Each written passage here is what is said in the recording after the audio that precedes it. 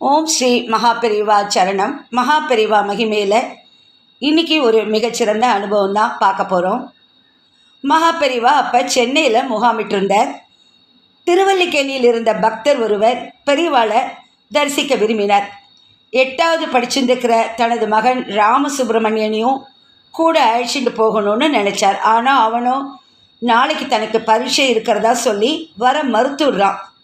அதனால் அவள் அப்பா கோபப்பட்டு மகனை வற்புறுத்தி அழைச்சிண்டு நடமாடும் தெய்வத்தின் முகாமிற்கு வந்து சேர்ந்தார்.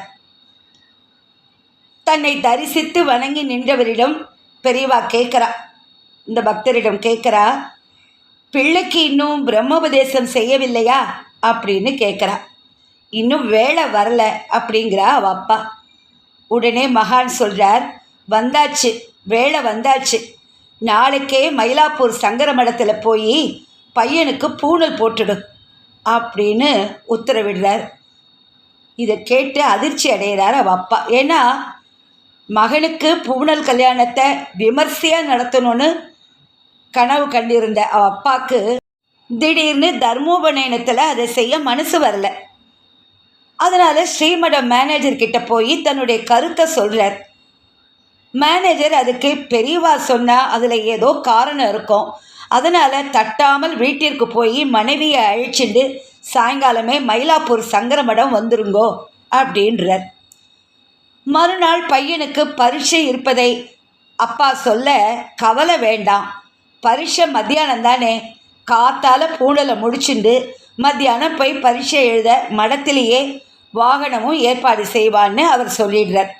வேறு வழி இல்லாமல் அவள் அப்பா அதுக்கு உடன்பட மறுநாள் காத்தால் ரொம்ப வைதீகமாக எந்தவித ஆடம்பரமும் இல்லாமல் பிரம்மோபதேசம் நடந்தது.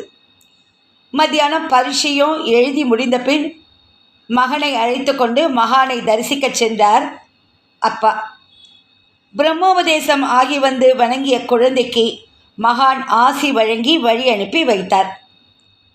இது நடந்து அடுத்த 15வது மாதம் தந்தையார் காலமானார். இந்த பையனோட அப்பா இறந்து விட்டார். தந்தையின் உடலை தகனம் செய்துவிட்டு வீடு வந்த மகனை பக்கத்தில் அழைத்து மார்பில் தவழ்ந்த பூணலை தொட்டு பார்த்தபடி, உனக்கு பிரம்மோபதேசம் நடந்ததுக்கு முதல் நாள் ஸ்ரீ பெரியவாளை பார்க்க அப்பாவோட போயிருந்தியே, அங்கே என்ன நடந்ததுன்னு சொல்லுடான்னு கதர்றா தாய். அவ அம்மா கதர்றா. நடந்த விவரத்தை மகன் சொல்ல, அப்பா அத்தியாயம் முடிய போகிறது நமக்கு தாண்டா தெரியல, நடமாடும் தெய்வம் பார்த்த உடனே தெரிஞ்சுடுத்து, வந்தாச்சு வேலை வந்தாச்சுன்னு சொன்னார் இல்லையா, அதுக்கு என்ன அர்த்தம்?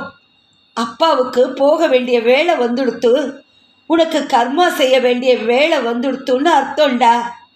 அன்னைக்கு மட்டும் பெரியவா பிடிவாதமா உனக்கு பூணல் போட்டு வைக்கலைன்னா உனக்கு உபநயனம் முறையாக நடக்காமலேயே போயிருக்கும்.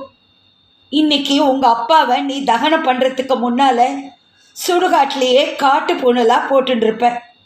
ஆயுசுக்கும் உன் உடம்பில் அந்த காட்டு பூணல் தான் ஊஞ்சலாடிண்டு இருந்திருக்கும். அப்படி ஆகாமல் இருக்கத்தான் அந்த பேசும் தெய்வம் அப்படி அன்னைக்கு சொன்னது போல் இருக்குன்னு அப்படி கண்ணில் கண்ணீரோடு அவள் தாய் சொல்கிறா பிள்ளைகிட்ட. இதை கேட்ட பிள்ளையோட மனநிலை எப்படி இருந்திருக்கும்? தன்னுடைய கணவன் மறைந்த துக்க நிலையிலும் கருணை தெய்வம் மகான் காஞ்சி மகாபெரிவா செய்த அருளே தன்னோட தாயின் நினைவில் நின்று உள்ளத்தை உருக்கியதைக் கண்டு அந்த மகனும் மற்ற அங்கே இருக்கிற எல்லோரும் சிலையா நின்றார்கள். எப்பேற்பட்ட ஞான திருஷ்டி! அவனுக்கு நடக்க போகிற அவள் அப்பாவுக்கு நடக்க போகிற இந்த விஷயத்தை முன்னாடியே தெரிஞ்சுண்டு அவள் அப்பாவுக்கு செய்ய வேண்டிய கர்ம காரியங்கள் தடைப்பட்டுடக்கூடாதுன்னு பிள்ளைக்கு அவசர அவசரமாக பூணல் போட சொல்லி, எப்படி ஒரு கருணை அந்த குடும்பத்து மேலே! ஹர ஹர சங்கர ஜெய ஜெய சங்கர, ஹர ஹர சங்கர ஜெய ஜெய சங்கர. ஓம் ஸ்ரீ மகாபெரிவா சரணம். நமஸ்காரம்.